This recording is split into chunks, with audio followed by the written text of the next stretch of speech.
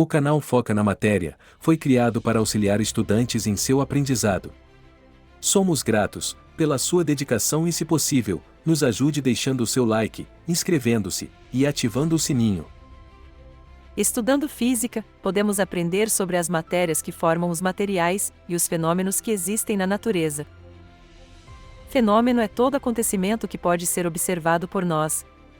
Exemplos de fenômenos da natureza: o surgimento de um arco-íris no céu, a mudança dos estados físicos da água, as várias fases da lua, a mudança de estação no ano e a alternância entre dia e noite.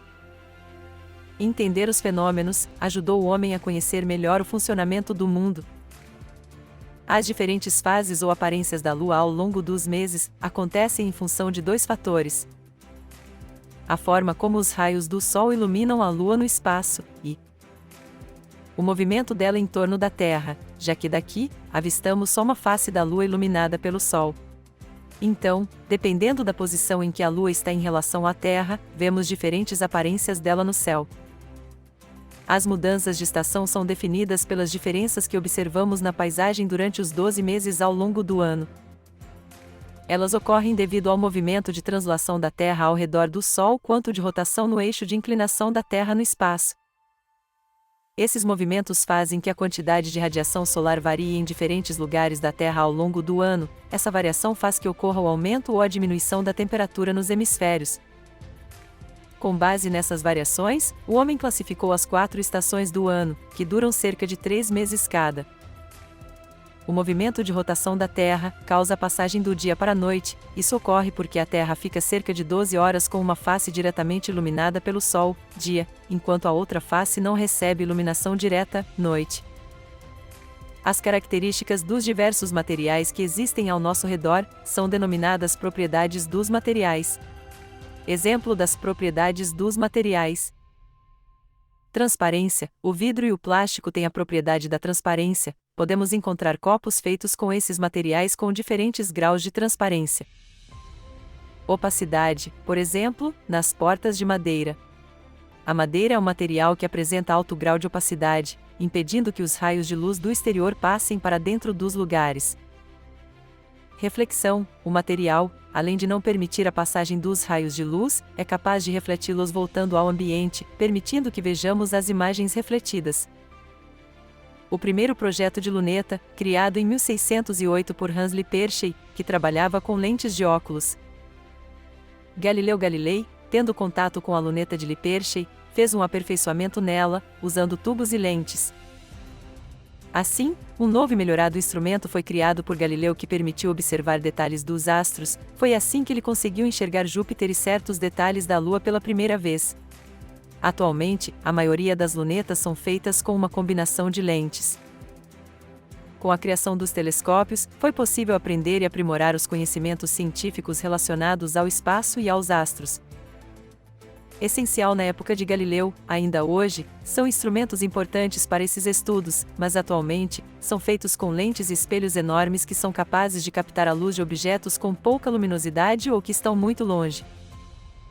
Os telescópios espaciais são enviados por foguetes ao espaço, onde permanecem orbitando a exosfera e constantemente registram imagens, enviando-as para agências espaciais aqui na Terra. O telescópio mais famoso é o telescópio Hubble. Atualmente é responsável por registrar imagens de objetos a grandes distâncias e enviá-las à NASA, a agência espacial americana que enviou o Hubble ao espaço. Ele é capaz de captar mais luz e permitir a observação mais detalhada de corpos celestes a milhares de quilômetros da Terra.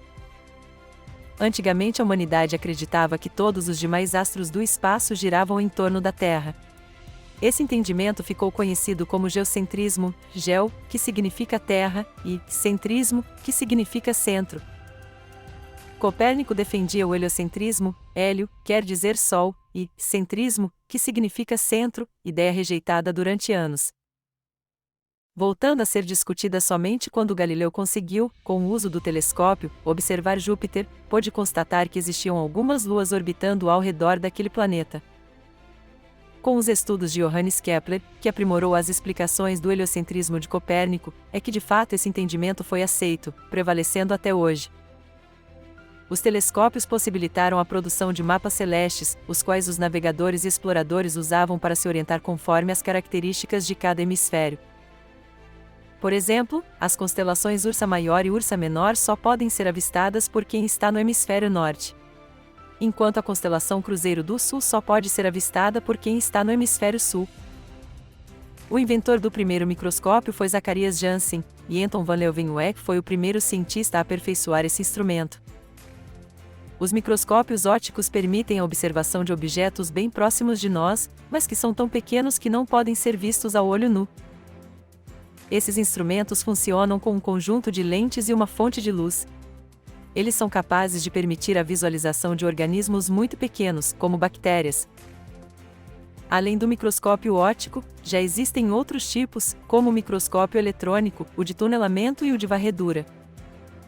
As primeiras câmeras fotográficas são chamadas de câmeras fotográficas analógicas, geralmente são pequenos equipamentos retangulares formados por plástico, ou metal, escuro e opaco. Em uma face da máquina há um conjunto de lentes que permite a passagem dos raios de luz. Dentro do equipamento, existe uma espécie de cortina que abre e fecha com o acionamento de um botão, chamado disparador. No outro lado, há uma portinha que protege um compartimento onde se coloca o filme fotográfico, que é uma pequena bobina metálica opaca. Existe uma película sensível à luz, onde as imagens são gravadas. Bora para o quiz?